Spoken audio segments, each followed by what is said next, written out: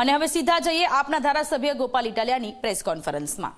આમ આદમી પાર્ટીના અમારા એક સમયના મજબૂત યોદ્ધા જેમણે આમ આદમી પાર્ટીની અંદર ખૂબ સારી રીતે કામ કર્યું એવા રાજુભાઈ કરપડાએ આજે અમારો સાથ છોડ્યો છે એ બાબતનું હું દુઃખ વ્યક્ત કરું છું।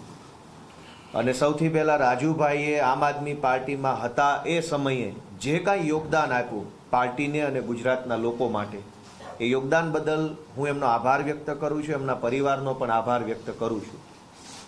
અને આજે એમનો આભાર માનતા એક ખેદ વ્યક્ત કરવો છે કે આજે જ્યારે રાજુભાઈ અમારી સાથે નથી, આમ આદમી પાર્ટી સાથે નથી, એ વાતનું દુઃખ તો છે અને છે જ, પણ એના કરતાં પણ 1000 ગણું વધુ દુઃખ આજે રાજુભાઈનો ચહેરો અને શબ્દો જોઈને મને થયું છે।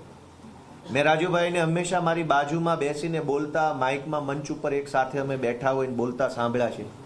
એમના અવાજમાં ગર્જના હતી, એમના ચહેરા ઉપર કાયદેસરનું એક જનૂન અને એક આક્રોશ હતો લોકો માટે લડવાનો। અને જ્યારે તે બોલતા ત્યારે સાંભળનાર લોકોના હૃદય સુધી વાત પહોંચતી, ખેડૂતોના હૃદય સુધી પહોંચતી। પણ આજે તેઓ જે બોલતા હતા એ શબ્દો એમના હૃદયમાંથી નહીં, સ્ક્રિપ્ટમાંથી આવતા હોય એ પ્રકારના શબ્દો હતા, જે શબ્દોમાં કોઈ દમ નહોતો, વજન નહોતો, એ શબ્દોમાં કોઈ તાકાત નહોતી। જ્યારે અમારી સાથે હતા આમ આદમી પાર્ટી સાથે ત્યારે જે બોલતા ત્યારે શબ્દોમાં તાકાત હતી, શબ્દો હૃદય સોંસરવા નીકળી જાય એ પ્રકારના પ્રભાવી શબ્દો એમના મોઢેથી આવતા હતા। આજે એમના ચહેરા પર નૂર નહોતું, આજે એમના ચહેરા પર એક ગ્લાનીનો ભાવ હતો, કંઈક ખોટું કરી રહ્યા હોય, કંઈક ન કરવાનું કરી રહ્યા હોય એવો ભાવ હતો। અને એટલા માટે એમનો ચહેરો પણ આજે પહેલાં જેવો નહોતો। એ જોઈને મને દુઃખ થયું કે એક લડાયક યોદ્ધા જેવો માણસ આજે આટલો લાચાર બનીને ટીવી કેમેરા સામે બેઠો છે, એ હું ન જોઈ શક્યો।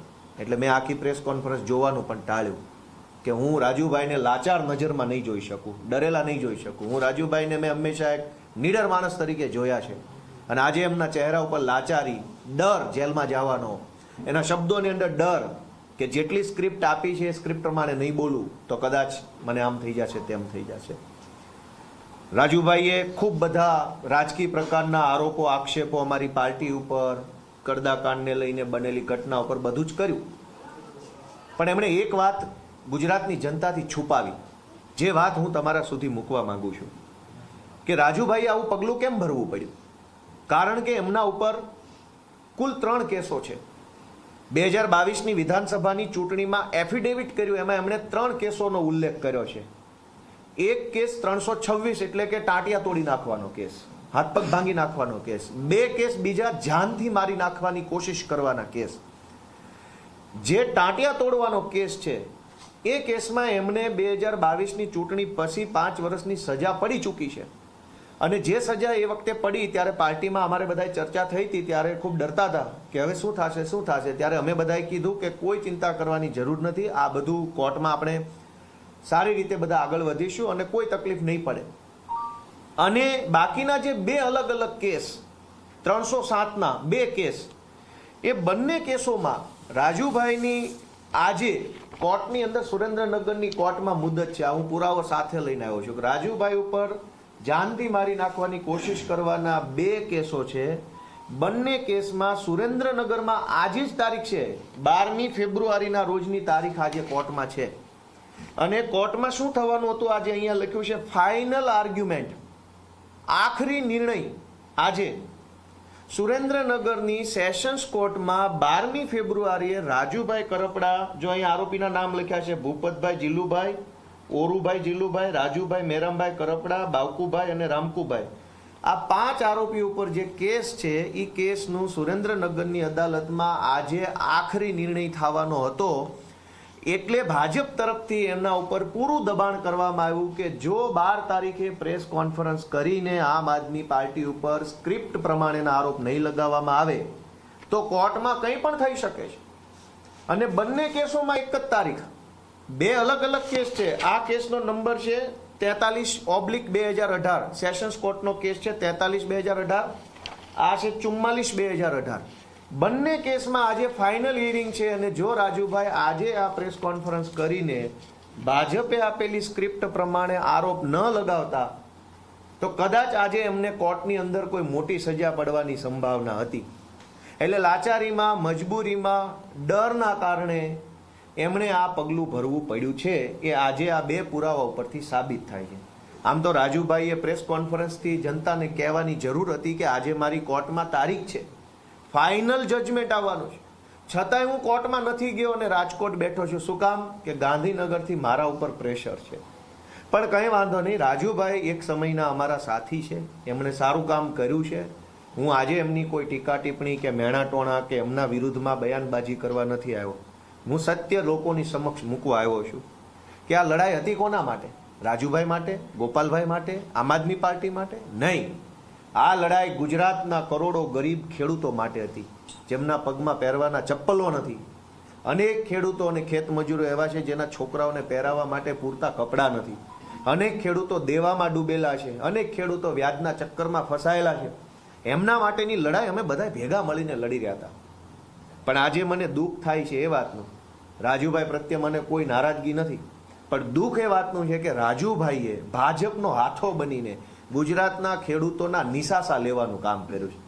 આમ આદમી પાર્ટી તો રાજકીય પાર્ટી છે, આ ચાલતી રહેશે, આરોપ પ્રતિ આરોપ આ બધું ચાલતું રહેવાનું છે, પણ ખેડૂતોના નિશાસા ન લેવા જોઈએ. આ પાપ છે. ગુજરાતના ખેડૂતોને એક આશા બંધાઈ, ઉમ્મીદ બંધાઈ, ભરોસો આવ્યો કે આમ આદમી પાર્ટીના નેતૃત્વમાં કંઈક થશે, ઈશુદાનભાઈ જેવા નેતાઓ, ચૈતરભાઈ જેવા નેતાઓના નેતૃત્વમાં આ કંઈક થશે, એવી જ્યાં ઉમ્મીદ બંધાય ત્યાં રાજુભાઈએ જે આ પાપ કર્યું છે એ બરાબર બિલકુલ વાત નથી. એમણે આરોપ મૂક્યો કે ભાઈ અમને પાર્ટી તરફથી લીગલ સપોર્ટ નથી મળ્યો. એમના પોતાના ઉપર 3 કેસો ઓલરેડી છે. પોલીસ સ્ટેશન અને કોર્ટમાં કેવી રીતે કાયદો, કચેરી, મુદત, જામીન, રિમાન્ડ કેમ ચાલે એ બધું એ પોતે જાણે જ છે. નવાઈ નથી કઈ એમાં. એને 3 એફઆઈઆરો છે, એમાં 307ની છે, 326ની છે, આવી ગંભીર એફઆઈઆરો છે. એટલે એને બધી જ પ્રોસેસ ખબર છે કે કોર્ટમાં કેવી રીતે થાય છે. અમારે કંઈ એમાં કંઈ કહેવાની જરૂર નથી. પણ છતાંય રાજુભાઈના કેસમાં, આ કડદાના કેસમાં અમારા હાઈકોર્ટ ટીમમાંથી ઓમભાઈ કોટવાલ, મેહુલભાઈ શ્રીમાળી, પ્રણવભાઈ ઠક્કર એડવોકેટ આ જોડાયા હતા. સ્થાનિક ટીમમાંથી એડવોકેટ વિરડા સાહેબ, એડવોકેટ પારસ બાવળિયા જોડાયા હતા. સુપ્રીમ કોર્ટના સિનિયર કાઉન્સિલ એડવોકેટ રજત ભારદ્વાજ, એડવોકેટ વિક્રમ ચૌધરી, એડવોકેટ વિજય દલાલ, આ સુપ્રીમ કોર્ટના જજ વકીલો છે, એ પણ આ કેસમાં રૂબરૂ પણ હાજર રહ્યા હતા અને વિડીયો કોન્ફરન્સથી પણ અલગ અલગ મુદ્દતે હાજર રહ્યા હતા. રાજુભાઈના કહેવા પ્રમાણે એમણે પાર્ટીને સૂચન કર્યું કે મારા કેસમાં એડવોકેટ હૃદય બુચની નિમણૂક કરવામાં આવે, તો પાર્ટીએ રાજુભાઈ વતી પ્રોફેશનલી એડવોકેટ હૃદય બુચને હાયર કર્યા હતા અને હૃદય બુચ સાહેબ પણ રાજુભાઈ વતી કેસ લડવામાં હાજર હતા. આ સિવાય એડવોકેટ સાવન પટેલ, અનેક એડવોકેટો આની અંદર એંગેજ હતા. પણ લીગલ મેટરની એક મર્યાદા છે કે પોલીસ એફિડેવિટ આપશે કોર્ટમાં તો જ સુનાવણી થશે. દુનિયાનો સારામાં સારો વકીલ આવી અને કોર્ટમાં ઊભા રહી જાય, પણ પોલીસ આવી એફિડેવિટ જ રજૂ ન કરે તો સુનાવણી નથી થતી. એ વાત રાજુભાઈ પણ જાણે છે. એને ખબર હતી કે પોલીસ દર મુદ્દતે એફિડેવિટ આપવાના બદલે ગેરહાજર રહેતા હતા, એના કારણે તારીખો પડ્યા કરતી હતી. તારીખો પડવાનું કારણ પોલીસની ગેરહાજરી. જ્યારે પોલીસ આવે તો સરકારી વકીલ ન આવે, સરકારી વકીલ અને પોલીસ બંને હાજર હોય તો કદાચ માનની ન્યાયાધીશ સાહેબ રજા ઉપર હોય. આવા ઘટનાક્રમના કારણે લંબાતું ગયું. એમાં વકીલ શું કરે? પાર્ટી કેવી રીતે? બીજું તો શું કરી શકે? અમે ત્યાં જઈને હાજર રહીએ, પણ પોલીસ ન હોય, સરકારી વકીલ ન હોય અથવા જજ ન હોય તો શું કરી શકાય? એટલે આવા બેબુનિયાદ આરોપ રાજુભાઈએ લગાવ્યા એ એમની મજબૂરી છે. જેલમાં જવાથી બચવા માટે થઈ એમણે ખેડૂત આંદોલનની બલી ચડાવી દીધી. આવું ન કરવું જોઈએ, આ પાપ છે. ગોપાલ ઇટાલિયા પ્રત્યે નારાજગી હોય તો ગોપાલ ઇટાલિયાની ફરિયાદ દિલ્હી સુધી કરવી જોઈએ, ફેસબુક ઉપર બેફામ મારા વિશે લખી નાખવું જોઈએ, ગાળો, એ બધું બરાબર છે. પણ ખેડૂતોના નિશાસા લેવાનું કામ ગુજરાતમાં કોઈએ ન કરવું જોઈએ. ખેડૂતો ઓલરેડી દુઃખી છે.